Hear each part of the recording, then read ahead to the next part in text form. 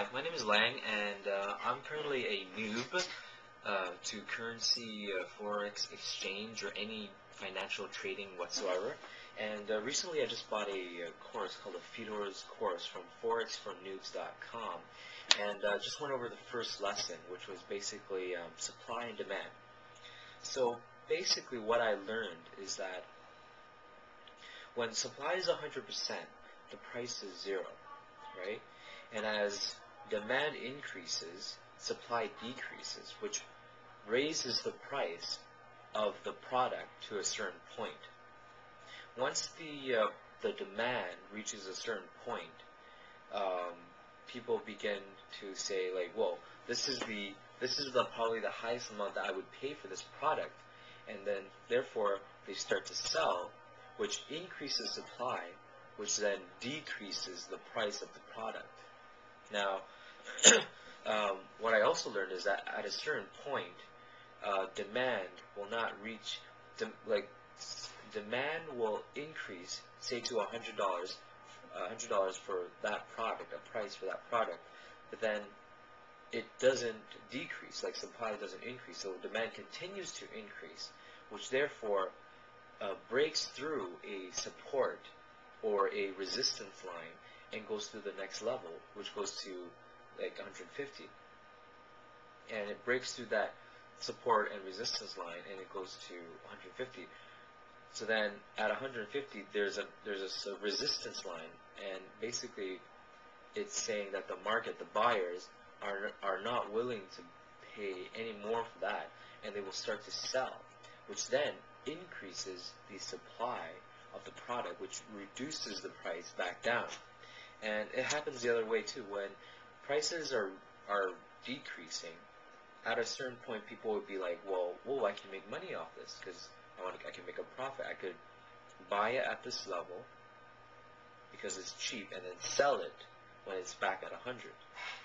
So it's through a ranging market. That's what Fedor said, ranging market, where the supply and demand increases, then supply decreases, and then demand increases, which raises the price. Supply increases, which raises the price. So when demand increases, that means supply is decreasing, therefore prices are rising.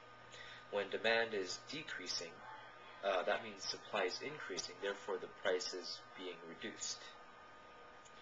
Yeah, and then he also talked about how you'd think that news, positive news in the U.S. economy, for example, would increase the value of the dollar, but sometimes it doesn't actually happen like that. It doesn't actually, sometimes it doesn't really affect the market. It really depends whether or not the news is enough for the buyers to demand more of that product to increase.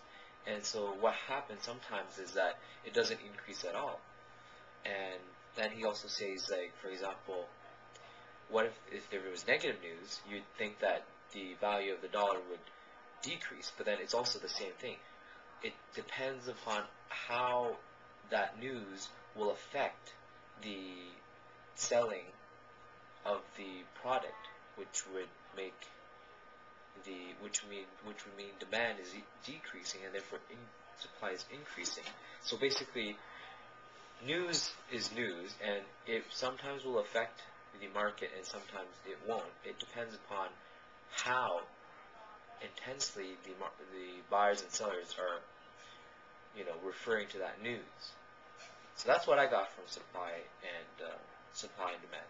That was the first lesson.